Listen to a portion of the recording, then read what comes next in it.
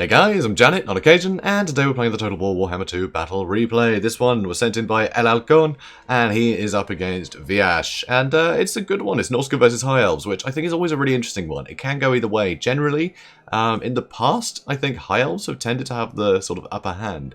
But since Norsca now, for some reason, there was this big switch recently where everyone moved from like berserkers and Famir to just huge wide lines, and that's the way to deal with any elves. Just go wide and you tend to do a lot better. You know, they just don't have the numbers, all their units are so expensive, so you can just gang up on everything. That's the way to do it, really. So that's what he's going for. I mean, it's still tough, it's still a tough one, but yeah, you got to go wide here, and this is exactly what ElHalcon has done. So here you can see he's got some Marauder Javelins, so quite a few of them actually, 3 units, and that anti-large is going to be very useful. Really good missile damage. They can do some really good work to some pretty expensive stuff, because of course it's the High Elves and everything's expensive. But all that cavalry is going to be taking a lot of damage from these guys. Also, plenty of Marauders dotted around. There are a couple of Berserkers in the middle. These guys will help cut through Spearmen very, very fast, which is very nice. He's also got the Maws of Savagery, which are the Skin Wolves Regiment Renown, as well as 3 other units of Skin Wolves. That's a lot of Skin Wolves, and this is very much the trend right now. Skin Wolves are in vogue, guys.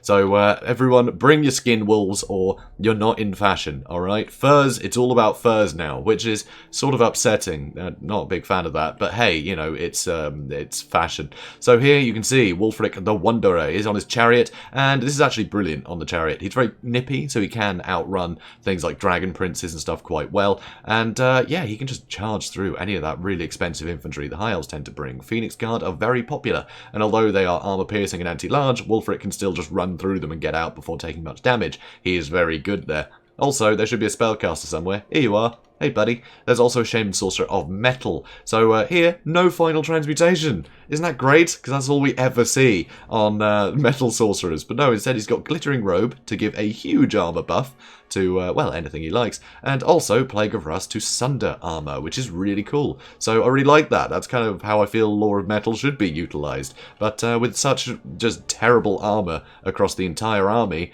yeah, suddenly you have some Berserkers fighting, well, just about anything. Give them an extra 60 armor and suddenly they're pretty well armored. So most things are going to struggle hurting them, which is pretty damn cool. I really like that. Also, Sundering armor, super useful, because not a huge amount of armor piercing here. So very nice to see. So Viash here, you can see he has plenty of Spearmen dotted around. 3 Phoenix Guards. That is a obscene amount of Phoenix Guard, but they're just really good in this matchup. They are really good. I mean, Berserkers really struggle to get through the armor on these guys and the melee defense, and yeah, things like Famir will just get slaughtered by Phoenix Guard before they can make enough of a dent, so it's actually very cost effective for the Phoenix Guard. Also, 2 units of Sisters of Avalon. This is very difficult to protect, you know, this is very expensive for such a small army, but they're so good here, especially with Skin Wolves being in vogue. Get that fire damage on them, you can tear them apart. It's great. So, yeah, Sisters of Avalon, very, very good killing machines here. And armor piercing as well, in case there are more Famir and things. But also in the back, Loathen Sea Guard. So plenty of ranged fire here. So these guys will be good against the more expensive units, and the Loathen Sea Guard, they can really help deal with things like Berserkers from a distance, and they can help protect the back line a bit from things like Skin Wolves. They do have the anti-large, and Skin Wolves don't have a lot of armor, so they can do okay. They can hold out fairly well. Also here you can see there is Alariel the Radiant, because of course there is. I mean, yep, that's just how she rolls. Also, a Noble for the anti-large, which is very nice as well. So, speeding things up. You can see initial volleys coming in, doing some good damage to the Marauder Berserkers and the Marauder Javelins. Javelins actually getting devastated there. Oh, there is one more unit, actually, that I'd forgotten to mention. Over here, the Beast of Tashnar. So some more anti-large, and being in the back there, if there's things like Illyrian Reavers trying to escape Skin Wolves, they can cut them off and do some really good work. And Illyrian Reavers, you do see them occasionally. They're quite good for just charging in and out of Marauder Berserkers, stopping that line. Here, boat coming in and doing some okay damage, but they weren't pinned in place before the boat came.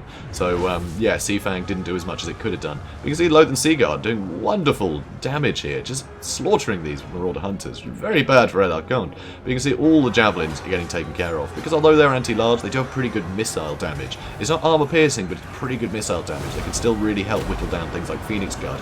So, Plague of Rust here, huge Plague of Rust. So that's putting him down to 40 armor, and it means the Berserkers can do some really good damage to him, which is very, very nice to see. Skin Wolves all pushing around the outside. These actually charging straight in. Wulfric the Wanderer charging to these Spearmen, but you can see the Noble is trying to counter. Beast of Tashnar getting straight into the back here, onto those Sisters of Avalon. Even if it just stops them shooting, that's something. These Marauder Javelins getting some more damage into the other Sisters of Avalon, but Skinwolves are starting to take some damage. But of course they do regenerate, so they can get in and out a lot, and hopefully recover. So Maws of Savagery charging into these Loathed Seaguard, Marauders backing them up.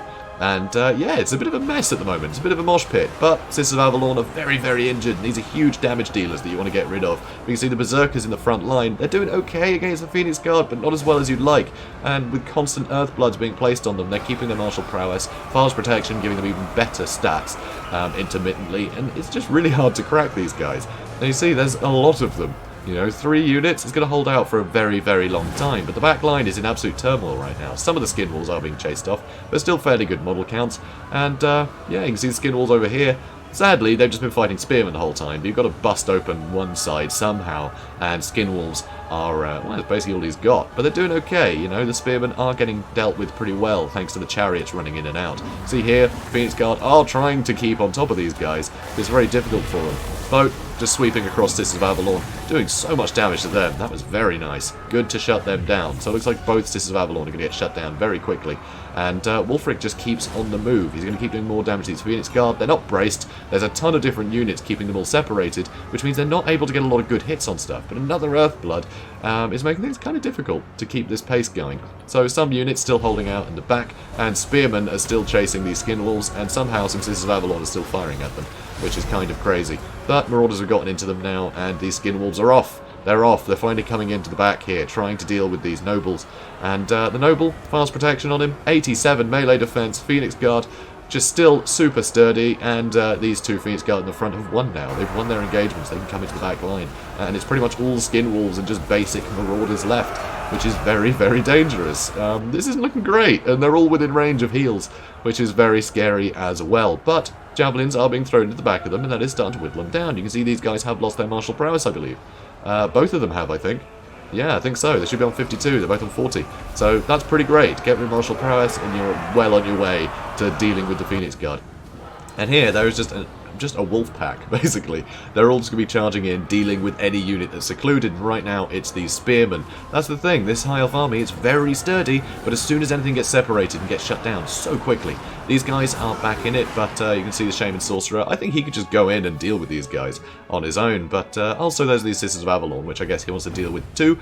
There's a few units. Ah, here we go. Skin wolves are on the scene. They're going off over that way. So these spearmen getting pretty injured, but they are holding out for quite a while. Only 2 kills on them, but that is probably 2 skin wolves, which is kind of sad. So they're going to get chased off by the Beast of Tashnar. And now another Sea Fang cutting right across. And you can see all these Phoenix Guard are getting very, very damaged all of a sudden. So that is absolutely wonderful to see. So Marauder Javelins are on the run. These Marauders did keep these guys at bay, but they were never going to last too long. And another Earthblood is undoing the damage of the Sea Fang. So very, very nicely played by both players here. But the maneuverability advantage is key in Warhammer. It always has been, and there's definitely more mobile troops here. But given how many Phoenix Guard are left, they can all just face different directions and receive the charge with their expert charge defense. It's going to be very, very tough. Say is expert charge defense. No, maybe just versus large. I forget. Anyway, they're going to hold out great is what I'm saying. So here they're going to receive a charge.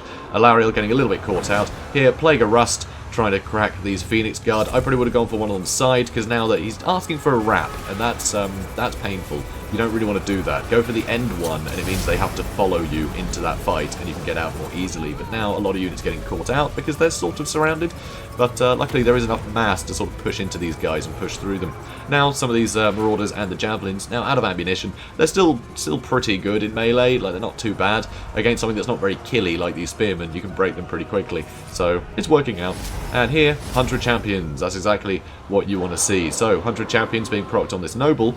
That's the best thing to do. As soon as the Noble overstretches, hit him with 100 Champions. You know, save it for when he's caught out. And with that huge debuff to speed, armor, melee defense, he's just going to get caught out. 70 armor is still pretty high, but when you're looking at Maws of Savagery here and the Skin Wolves, you know, huge armor piercing and anti-large on the Maws of Savagery, the Skin Wolves with that anti-large, less armor to have to deal with. It's pretty bad for the Noble. Totally surrounded. Wulfric's coming in here with his armor piercing to try and help as well, and now he's actually backing back through into the Phoenix Guard to keep him busy and do some damage on his chariot. Even the Shaman Sorcerer is getting involved because he does have the armor piercing and the anti-infantry, but he is taking a lot of damage. So he's having to get out of there again. Plague of Rust on the Noble to get his armor back down, and the anti-large of the Skin Wolves will be able to just tear through him. So he has broken, and he's keeping on him. He's making sure that the Noble can't come back because, of course, he will just get healed up again. So the more damage you can do, the better. Now he's shattered, they can run. So they can move out now because he's shattered. And these guys not looking braced anymore. Wulfric can charge right in.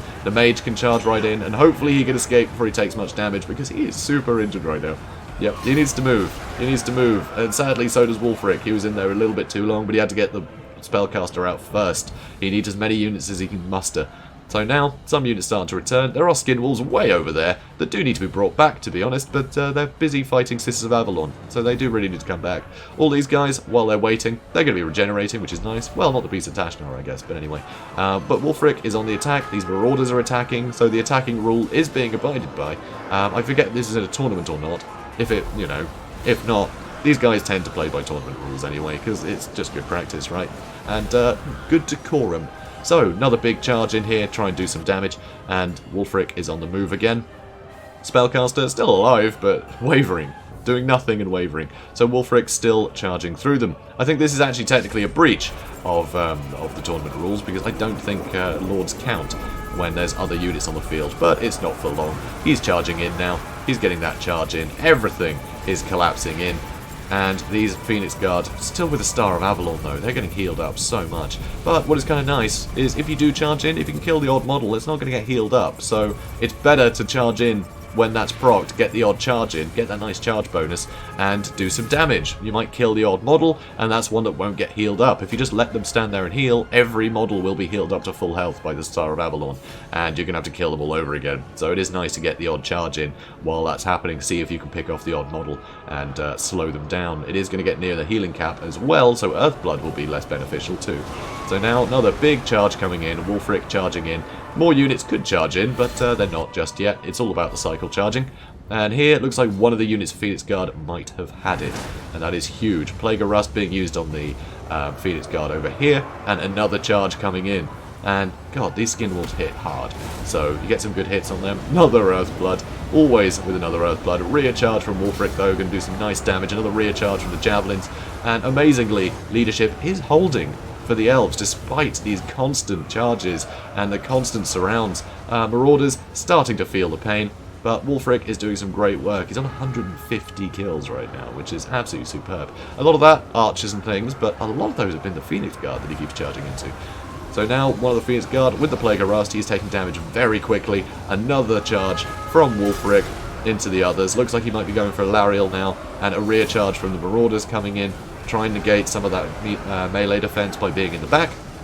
One of the Phoenix Guard broken, one wavering. This is looking very good now. And even the Shaman Sorcerer is starting to charge in now. Any damage you can add, any rear charge you can add, anything you can do to try and break these guys a little bit quicker is key. But now, it's a ton of Skin Wolves versus Alariel. That's basically what it boils down to. And Alariel's not a great duelist. She's not bad, but she's not a duelist. So here you can see Wulfric still charging in and out, and it looks like, yep, 2 Phoenix Guard are still in the fight. Nope, nope, one now, just one. Nope, he's gone. Okay, he's gone. Plague of Rust, he's shattered. They've shattered, they've shattered. It's just Alaria left who is broken. Army losses hit, and that is a Pyrrhic victory. Wonderful fight, wonderful fight. It's crazy, actually, just to see the amount of work Skin Wolves are doing these days. They're being relied upon so much lately, which I think why High Elves are sort of... They're in a bit of a weird situation now where they're having to choose between sort of Phoenix Guard that can hold out against things like that, and, you know, against the Berserkers too.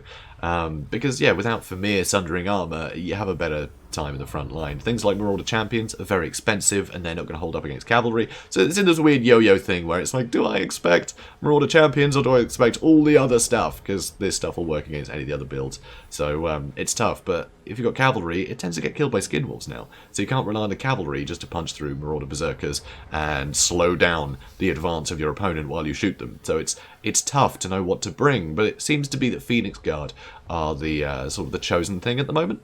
But it's not necessarily working against the Skin Wolves because they regenerate. So they charge in, don't lose any models, get some good damage on the charge, and then they sod off again. And because the Phoenix Guard can't chase, yes, you can't keep doing the fight, and that makes it very precarious, which is why I think techless might be a better idea. Get those nets on things. Even just, you know, just a simple net. As soon as something charges in, net it, and the Phoenix Guard can start killing a ton of the models before they can escape. Something like Illyrian Reavers as well, just to play them defensively, just to chase things away, could be super useful too. But yeah, I think going with 0 mobility here, it could be really tough to stop this sort of army that is very popular right now. But it's a tough one to call. It's a tough one to call. So yeah, absolutely beautifully played by both players here.